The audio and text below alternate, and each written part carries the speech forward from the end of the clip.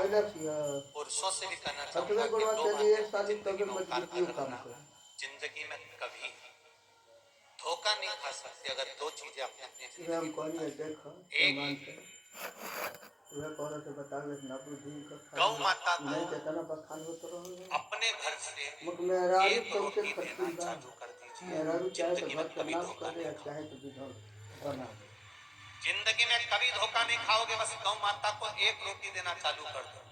और दूसरा, स्नान करते समय या भोजन करते समय या तीर्थ में क्षिप्रा, नर्मदा, गंगा, सरयू, सरस्वती, मंदाकिनी, जितनी भी नदियां पवित्र हैं, इसमें जब स्नान करो या घर पर स्नान करो, उस समय पर गंगे हर या नर्मदे हर, ये दो कहना चालू कर दो, कभी धोखा नहीं।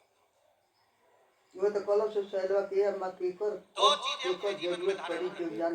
पहले नंबर का क्या, बोलो जम से बोलो जरा, गौ माता को रोटी। और दूसरे नंबर का नर्मदे हर या फिर गंगे हर, हर हर गंगे या नर्मदे करो। क्या होता है नर्मदा हर कहने से, हर हर गंगे कहने से होगा क्या? नर्मदा पुराण 8वां अध्याय, कभी मौका मिले तो पढ़कर देखो। कल्याण का, गीता प्रेस गोरखपुर कल्याण का गंगा भागीरथी गंगा कभी पढ़कर देखो, उसमें दोनों का बना देखो। जिस समय हम हर हर गंगे बोलते हैं या नर्मदे हर बोलते हैं, एक लोटा पानी जब अपने ऊपर चढ़ता है या अपन किसी पवित्र नदी में डुबकी लगा रहे होते हैं या घर में एक लोटा पानी अपने ऊपर डालते समय हर हर गंगे या नर्मदे हर बोल रहे होते हैं, उस समय पर सारी पवित्र नदियां और हमारे पूर्वज, हमारे पितर, हमारे आहूत, हमारे वासुक और 33 कोटि देवता हमारे नर्मदे हर बोलते ही, गंगे हर बोलते ही हमारे सम्मुख में आकर खड़े होकर हमको पवित्र कर चले। केवल दो चीजें धारण कर लीजिए,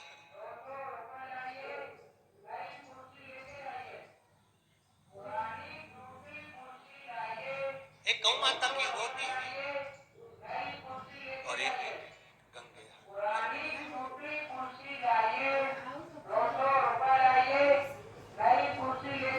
महाराज। इसीलिए तो लोग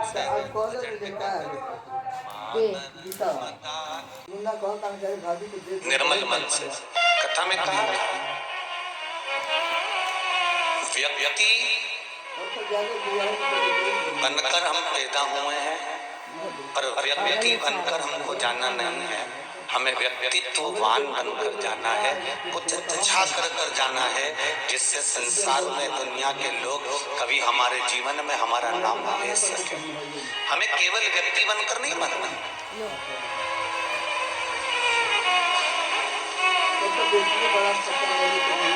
एक साधारण सा सांसारिक मनुष्य बनकर हम जन्म ले लिए और जन्म लेने के बाद वापस हमारे प्राणों को हम त्याग कर चले गए। पुनरपि जननम पुनरपि मरणम, फिर जन्म फिर मरण, फिर जन्म फिर मरण। अंतिम बिंदु क्या है?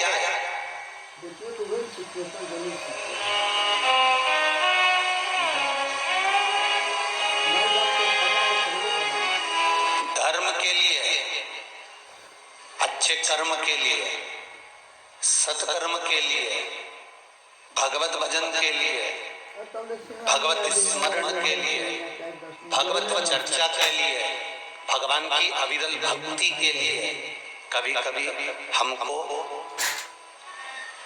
परिवार से भी लड़ना पड़ता।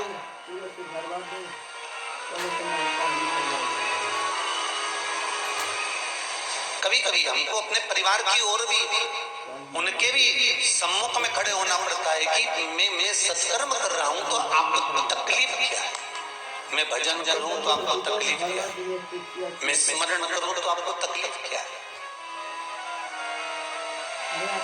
द्वारका कौन कौन गया है? जरा हाथ उठाओ। जो द्वारकाधीश का दर्शन करने कभी द्वारका जी गए हो वो हाथ उठा लो जरा। बहुत सारे लोग गए हैं। होया है सब द्वारका? द्वारका किसकी थी? कौन बैठा है वहां पे द्वारका में? जम के तो बोलो। द्वारका में कौन बैठा है? द्वारका धीश। तो द्वारका के राजा द्वारकाधीश की थी।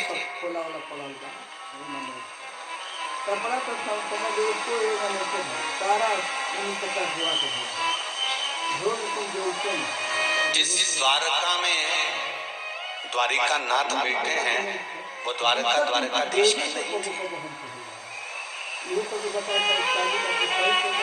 जिस घर में तुम रह रहे हो क्या वो तुम्हारा है?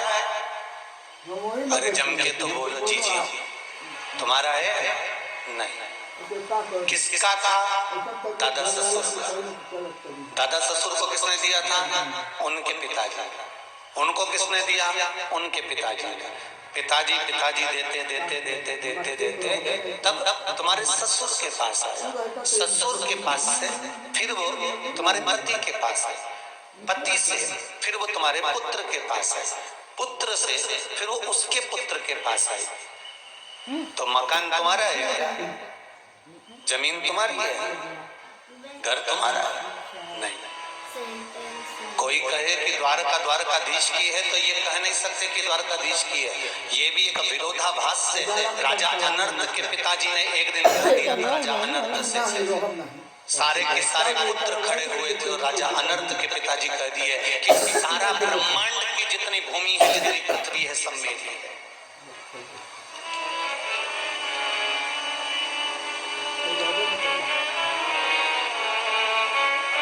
ये जितनी भूमि नजर आ रही है ये सब मेरी है।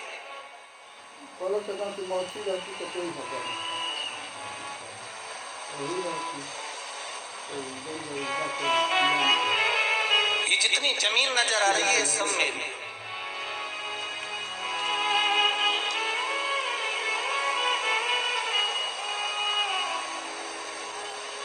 एक निवेदन 24 अवतार मंदिर समिति से रहेगा। मान लो माताओं को अगर बैठने के लिए इधर जगह ना हो तो पीछे का टेंट खोलकर वहां पर भी बिछा करवा दीजिए। और अगर पीछे साइड में नहीं मिलता है तो इधर का भी टेंट खोलकर बिठा दीजिए। और कोई भी कष्ट ना भोगे और खड़े ना रहे, इसका विशेष ध्यान रखें। समिति वाले इसका ध्यान रखिएगा। क्योंकि पंडाल लगभग आप लोगों के फुल हैं तो उधर से टेंट खोलकर उधर साइड बिठाना प्रारंभ कर दीजिए। राजा अनर्थ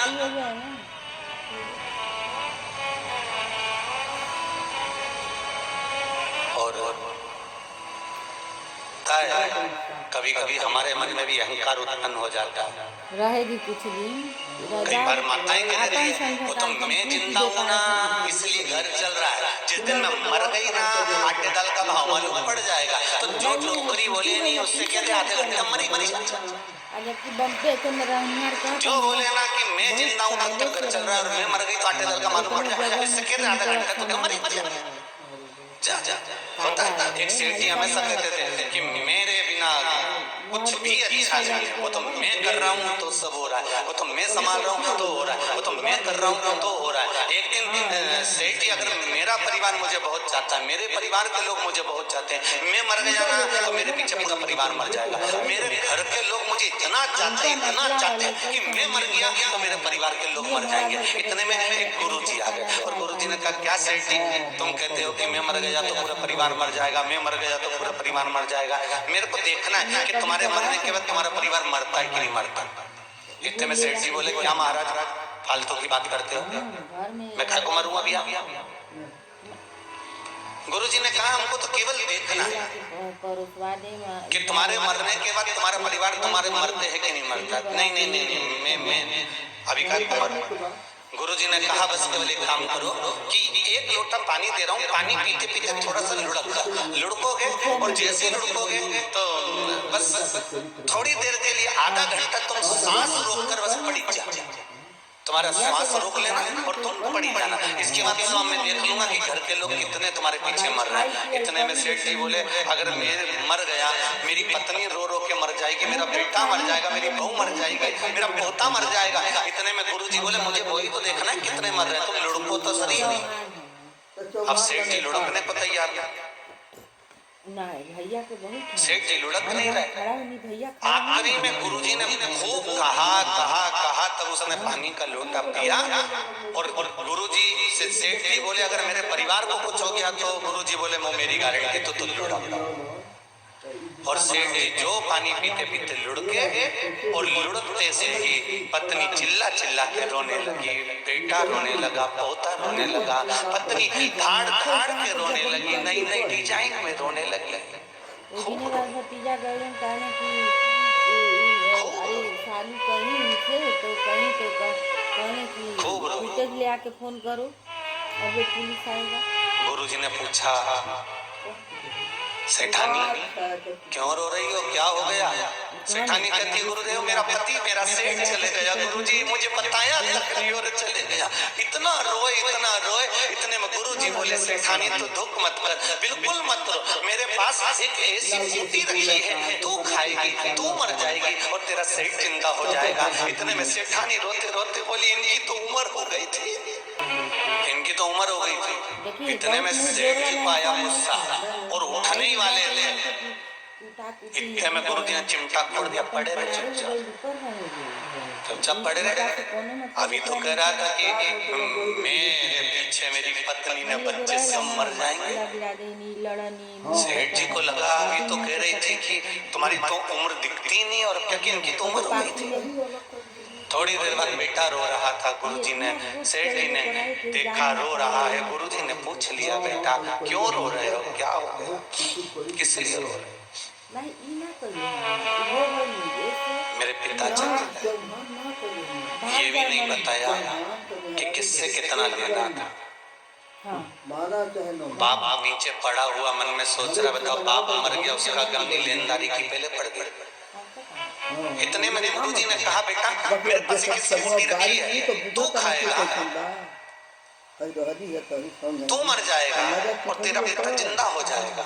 इतने में बेटा रोते रोते बोला कि पिताजी अभी 3 दिन पहले बोल रहे थे कि सब कुछ अब तुझे संभालना है, इनको आराम से जाने दो गुरुजी। पोता रो रहा है, तो क्यों रो रहा है? तेरे रोने का कारण क्या? मेरे दादाजी चले गए, अब मुझे कुरकुरा कौन दिलाएगा? गुरुजी ने कहा ले ये बूटी तू खा ले,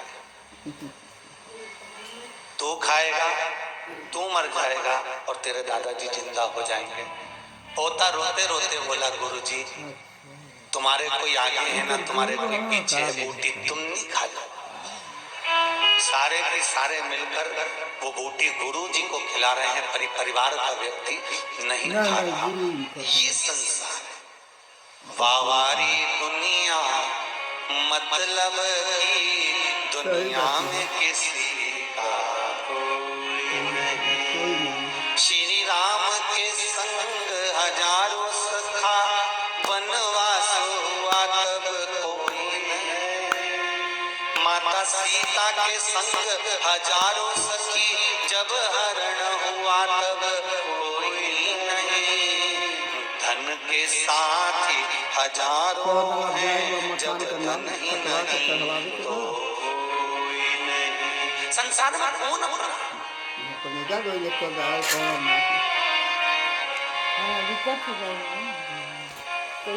हमें लगता है सब अपने नजर है। इसलिए मालवा के संत श्री नागर जी महाराज एक बात कहते हैं ऐसो कोई नहीं रे या हीरा को भयो राम कोई नहीं, ऐसो कोई नहीं या हीरा को भयो राम। जोगी आया भोगी आया